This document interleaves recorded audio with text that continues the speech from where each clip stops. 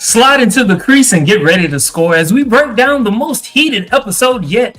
Tonight, we're talking about Shane Hollander, the hockey hero with a huge heart, who finally decides to pull his goalie and let a little Hollywood starlet into his five-hole.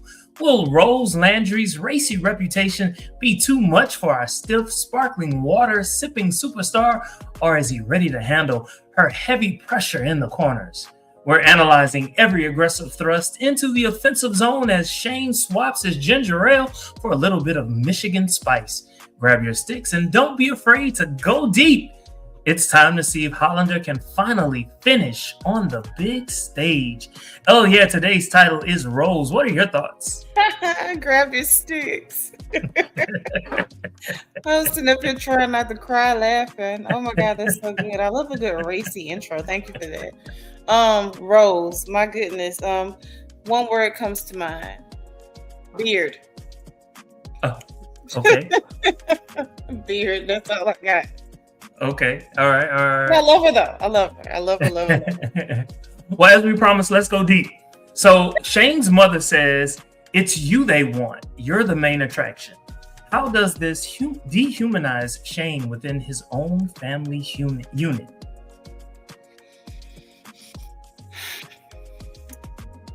So I think his mom is so focused on the brand that she doesn't see that. I mean, and I don't think she sees him necessarily as a cash cow, more so like I mentioned before, like him having an Asian background. He has that and those sorts of things. So I think it dehumanizes him a bit simply because you're a brand more than a human.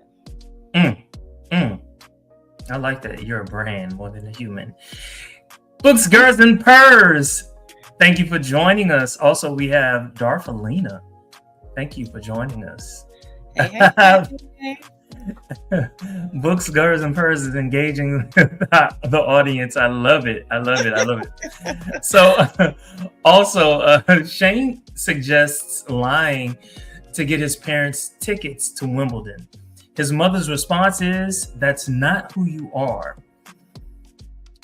That's kind of heavy, right? Is Shane allowed to have a real self? No. He 100% cannot have a real self. Again, there's the whole thing with you being a brand. That's not who you are. So you're super buttoned up, as Rozanov would say, boring.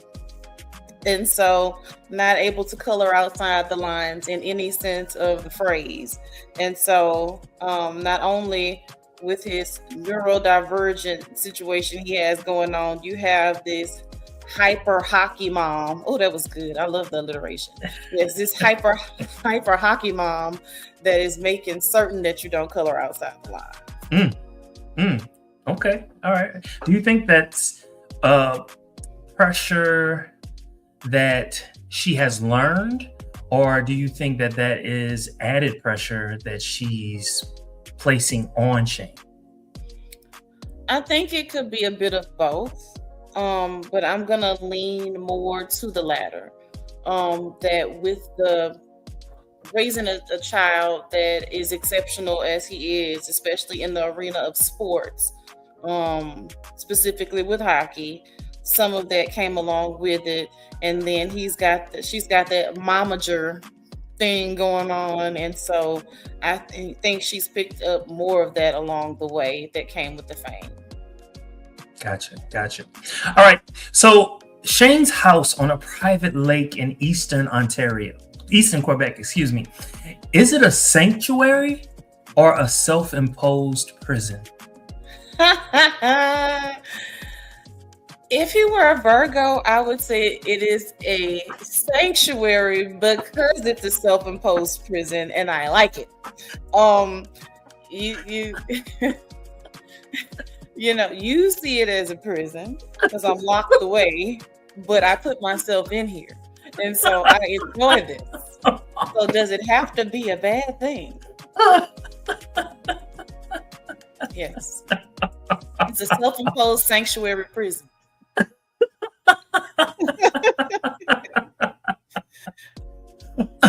How does that? Okay, How does that equate with Shane and Ilya?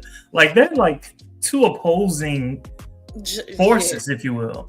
a walk and talk and breathing, clapping the cheeks in the bed axiom. Okay, a complete axiom, juxtaposed, no correlation. We can go on and on about how they do not fit. Putting a square inside of a circle. A brown belt with black shoes. I think they fit. I think they fit. They get them parts together, don't they? Yes, they do. Yes, they do. But yes, these are an unlikely pair, but it works. It's just Rozanov, I think, is more withdrawn than people realize, and he has this whole what do I want to say? This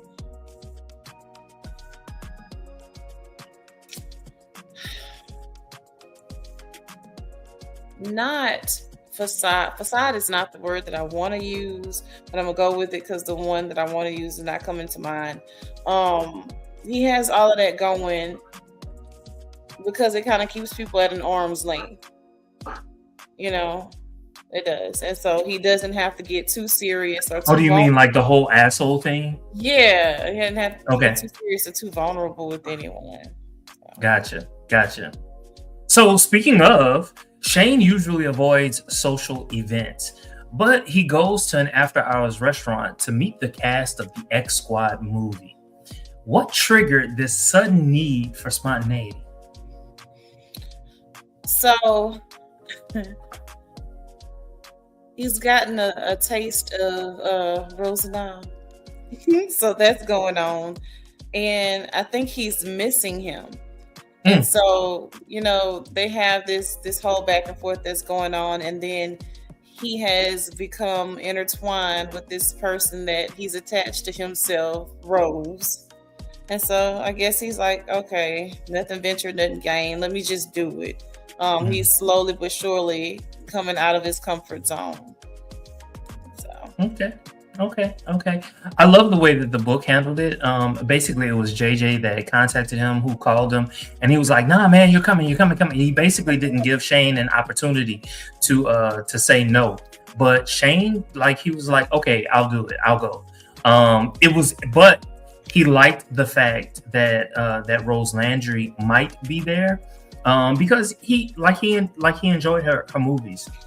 I actually think he had like somewhat of a crush on her. But you know, that all of that, a non-sexual crush, I believe it wholeheartedly. And hey, and then some of that, you know, they are in essence fairly young as well, and so he's still trying to figure things out. And then you have Ilya, who will literally sleep with anything with a pulse, and so there's that. So he knows that he sleeps with women as well.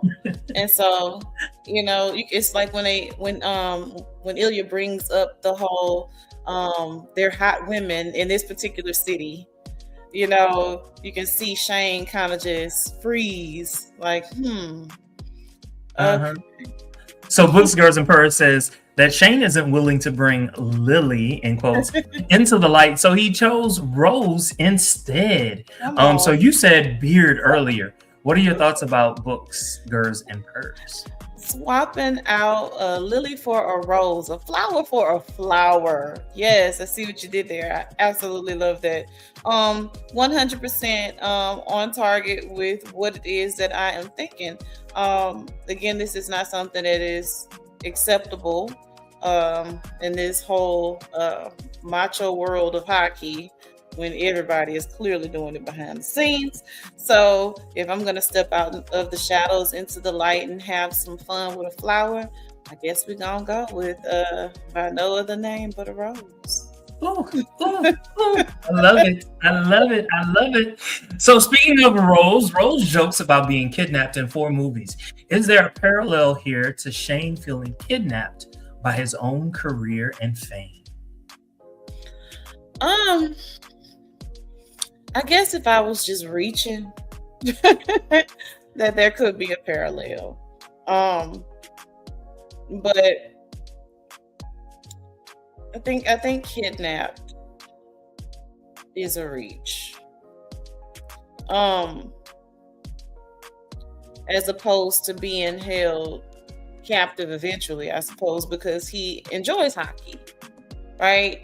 He wasn't just frolicking one day and, got thrown into it and he didn't enjoy it at all.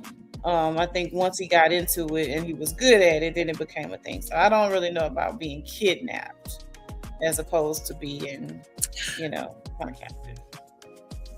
So this is why I love being able to read the books. Having read the books, I understand Shane a little bit better. Shane basically says, hey, if he wasn't a hockey star, he would have come out a long time ago. And I think just the fact, number one, that he is a hockey player, he has a certain level of, I'm not going to say notoriety, but a certain level of fame, especially the fame that was catapulted because of his association with Rozanov. And if the two were to ever become linked, that would have blown the whole thing up. And so I think that forced him to be in the closet a whole lot longer than he probably would have wanted to. It makes complete sense. And I mean, you gotta be really brave to be able to color out the lines to that magnitude.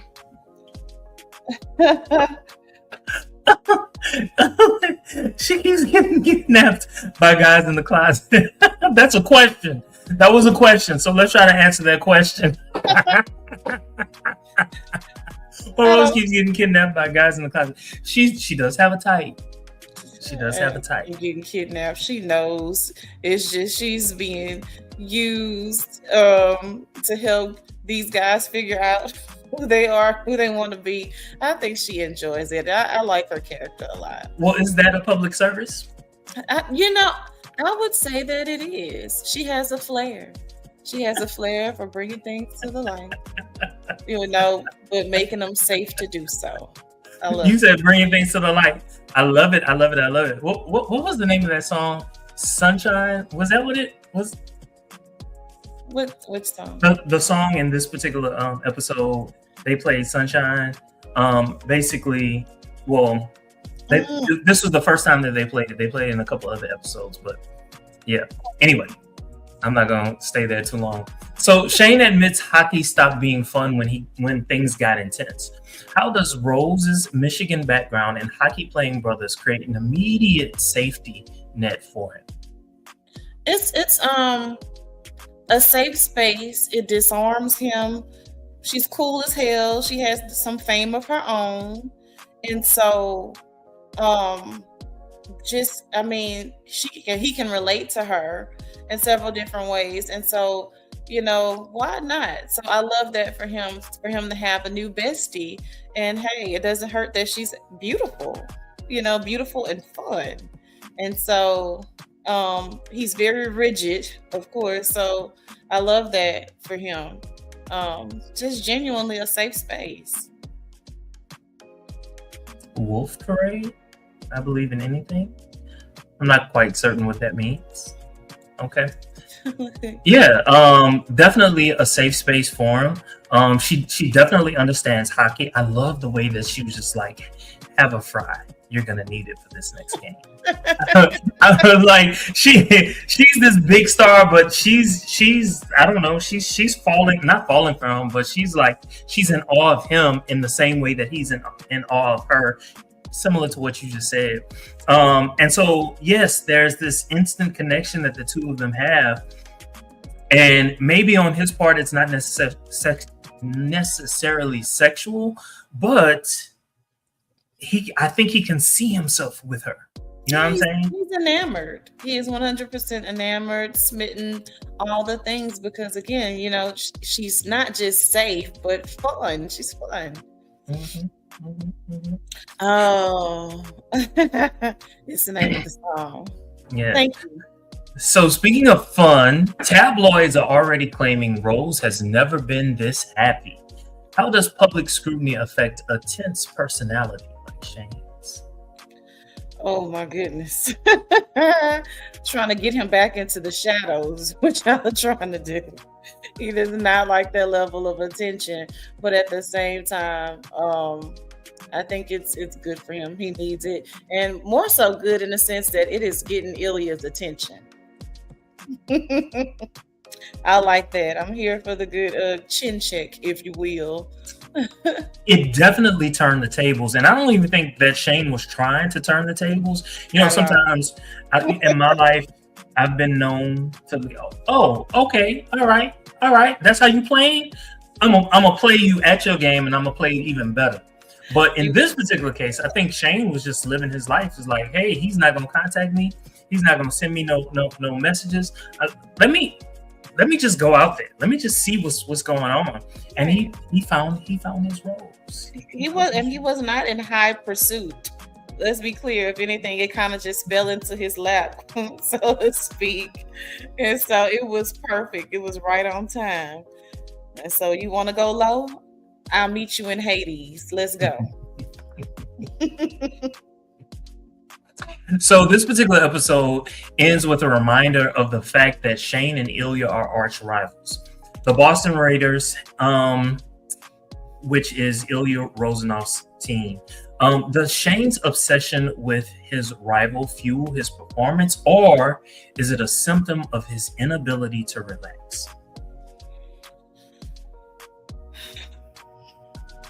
He's a natural competitor. And so I think it fuels him. I really do. And so down to kind of how they had the camera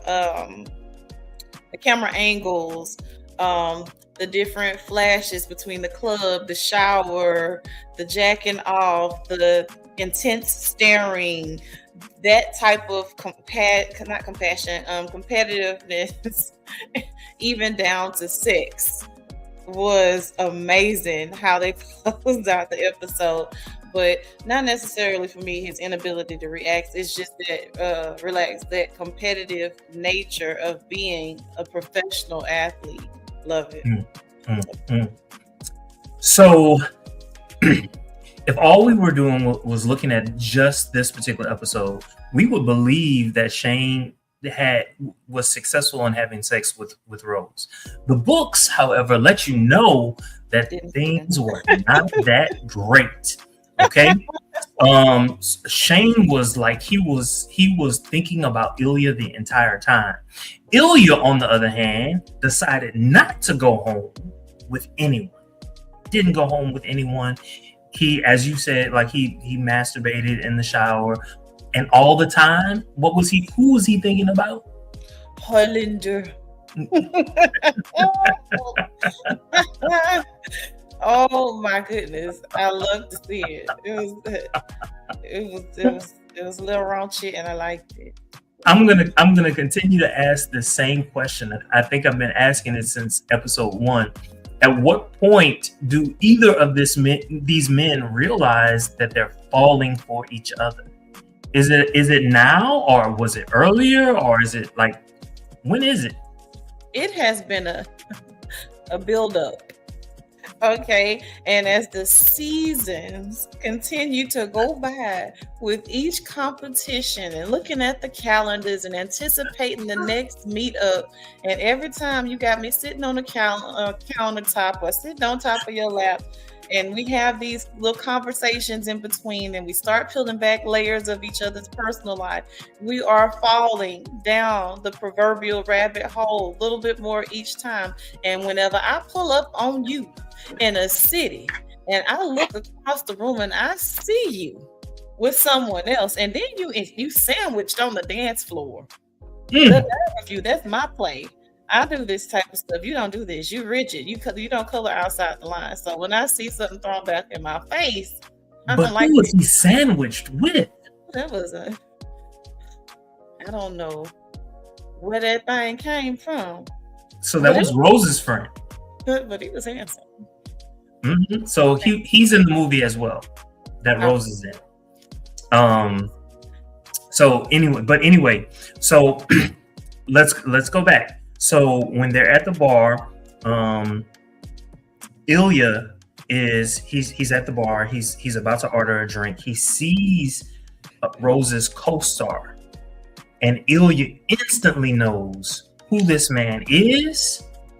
And what does he do? He starts searching the club for who? For Shane. Like, oh, I know not. I know not. I know you don't have something going on here. I love to see Ilya get just kind of tight in the face, like, whoa, this is uncomfortable for me. I'm uncomfortable that I'm uncomfortable because I don't want to be bothered because, I'm just a free fall. Like, okay, I don't care, hot women, hot men, whatever, who cares? Oh, you care. You really, really care. Agreed. So that moment in the club, you out on the scene. You seen in the tabloids, you got pictures everywhere, you on commercials in your underwear. Who are you right now? Ilya's Circus Olay with that lady's hoop earring was a wild move. Oh, yeah. Do you remember that? What happened? So when Ilya was on the dance floor with the young lady, in my mind, he was trying to make Shane jealous, if you will. And so the entire time he was groping on her, he was kissing on her, and he was. Oh yes. Try to make a scene, and no one's watching. No one. Everyone, literally everyone's watching, but you are doing a lot to be seen, but I'm still leaving. And in your mind, I'm about to go knock these cakes down on Rose in your mind, and I'm gonna make you think that's gonna happen because you doing the most on your end. And okay, that's fine, but you still thinking about me. So let's change the subject just a little bit. So Shane consistently asks for ginger ale or sparkling water, even when offered wine. What does this rigid self-control tell us about his fear of losing his edge? He's one of those baby steps people. Like, again, neurodivergent, do not take me off my schedule. I have to have everything this way. And so he's conditioned. That's just a part of his conditioning. Like, no, I'm married to hockey. If I say it's ginger ale, it's ginger ale. Do not change it. And so I feel like that's one of those things, like he would probably have a meltdown if you continue to press him to do something that he is not ready for. So L Stars Ab, I'm certain I'm not saying that right, says, did anyone catch when Shane said, I need a beer, and Miles responded, I bet you do. Do you think that Miles was peeping through Shane's closet? Quite possibly. I love the use of the words peeping through his closet. Like, let me see what's in here. I don't doubt that. Yeah, he clocked them at go. He knew what was up. It was just, hey, that was part of the reason why he was all up on Shane. Like, even in the books, he was all up on Shane, and Shane knew what he was doing, and Shane didn't mind. He was okay. He didn't mind being groped a little bit. No, and there is a part to Shane. And okay, so in that particular moment, what he was thinking, at least according to the books, if I can infer, hey, I'm dancing with her. Everyone knows that is her co-star. No one knows that he's gay. Yes, Rose knows he's gay. Rose has told me that he's gay, but no one else knows. And so therefore, I'm okay to dance with him, or I'm okay to let him freak himself on me. Hiding in plain sight. I like it. And it turned Rose on too. Come on, my little rose bush.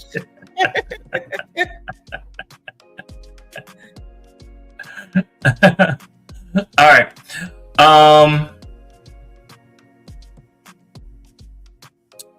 Let's see. Where do I want to go? So we have a couple people with us. I want to ask our audience a general question. Do you ever feel like Shane, do you ever feel like Shane, where your success makes people treat you like a main attraction rather than a person?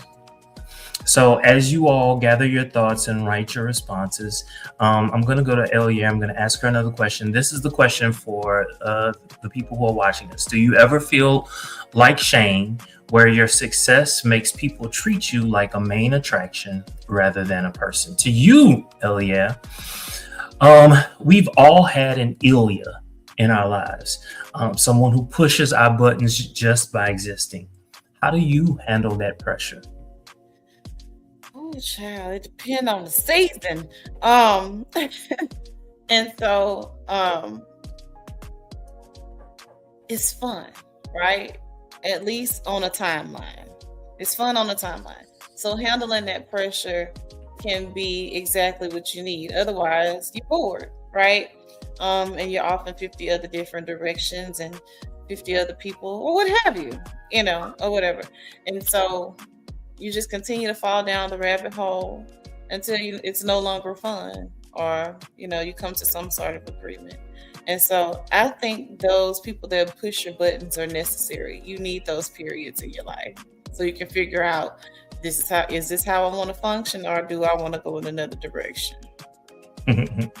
Darfalina says Shane's whole world revolves around hockey. Any love interest would have to be connected to it in some way. What are your thoughts about that? I think that's a fair statement. And I think, so again, once his momager realized, he would be as amazing as he is at hockey, she kind of, I hate to use the word groom, but screw it, I'm saying it anyway. She kind of groomed him, right? And so now it's indelibly etched on his brain, right? And so some of these things that he thinks he's naturally wired to do have been kind of implanted. Is Shane's good boy persona a mask, or is it his true self?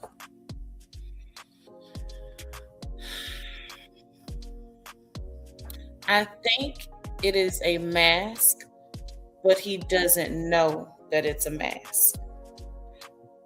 Mostly because of what I just said.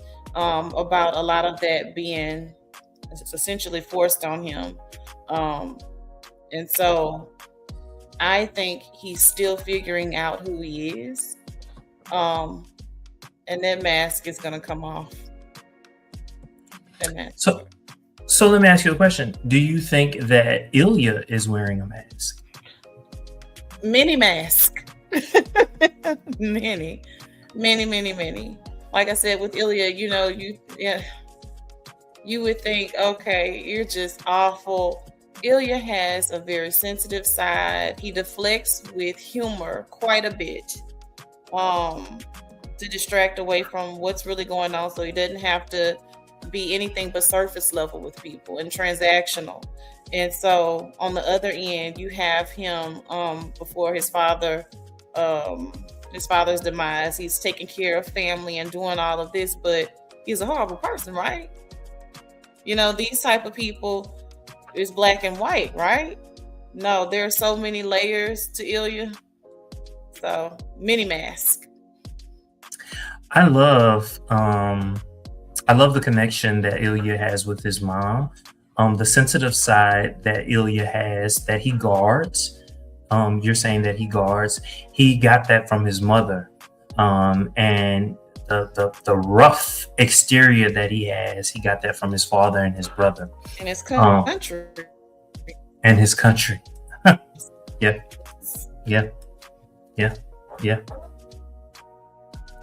Okay, so let's do this. On a scale of Mayfair to 10, how would you rate this particular episode? Not rating it from Mayfair to 10 unless you put inches behind the 10. I'm not rating it. Okay. I have explained to you that this is that show. Mayfair is always a really good low bar. But from don't call me again, or I'm blocking you to 10 or to 12, something. Give me a different barometer. I don't like this one. How about from newborn to 10 inches?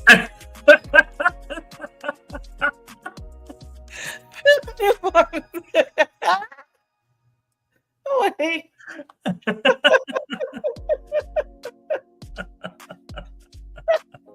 Wait. You want me to answer first, or you want to address the comment first? So Boots Gerson first says, I'm not quite answering the question, but juggling a corporate self and a personal self in a separate way can feel stifling at times. And I get that. I get that his corporate self, the hockey world, is all consuming. And he has to guard his personal self because of his public self. I get that. And so for Good Books, Girls, and Purrs, so this is you answering Jermaine's question about your personal self. Mm-hmm. Thank you for this. Mm-hmm. Not quite 10 inches for me in this episode, but this is a strong, solid 8. Definitely not a flaccid episode. I don't think one of those exists in the world of heated rivalry for me. Nothing's flaccid here, but it's probably a solid 8 for me. I love the Rose dynamic that they threw in there. I thought it was something that we needed. We needed Shane to not be stiff. So to speak, and kind of color outside of the lines a bit more. And in this episode, he 100% did. I love that. I'm going to give this particular episode a 9, and here's why. I think that without this particular episode, I think that Ilya would have been hard pressed to go beyond the casual hookups. I think he would have been comfortable with the casual hookups because he would have had everything that he wanted. But knowing and seeing that Shane was moving on without him with someone else, I think that bruised a part of himself, and that made him dig deep and realize that, no, I have real feelings for this man. Oh, don't make me change my score, because you just reminded me another layer just to add to what you said.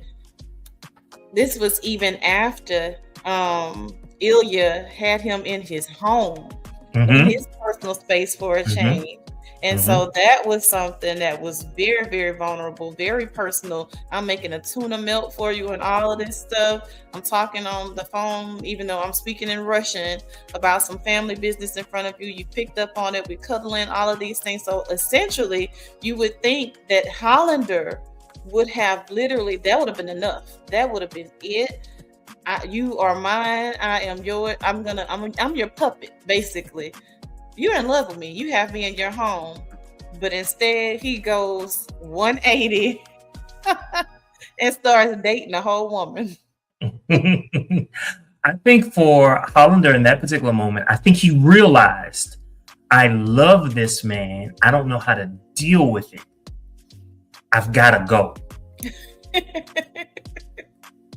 And what was so great for me was when Ilya was just like, Hollander.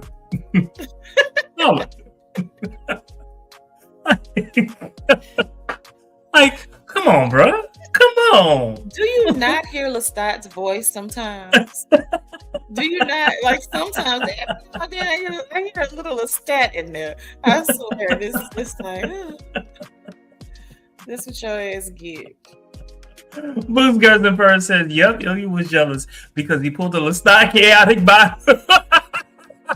He can canoodle with whoever, but once Shane does, all hell breaks loose. I love it. All roads connect to interview. We're crossing over universes here. I'm telling you. Books, Girls, and Purrs. I'm telling you. I swear, you live in some region of my brain. I promise you. and stated so eloquently. Yes. 100%. Yeah. Okay. Anything else that we didn't catch that you want to talk about right now? I want to catch the next episode. You ready for this next episode? This next episode. The next episode. Huge. 10 inches huge. Oh, mic drop. Okay. All right. Thank you all so very much for joining us. Don't forget to like, comment, subscribe, and share on all your social media. Again, hit that subscribe button. Okay. Until next time. See you.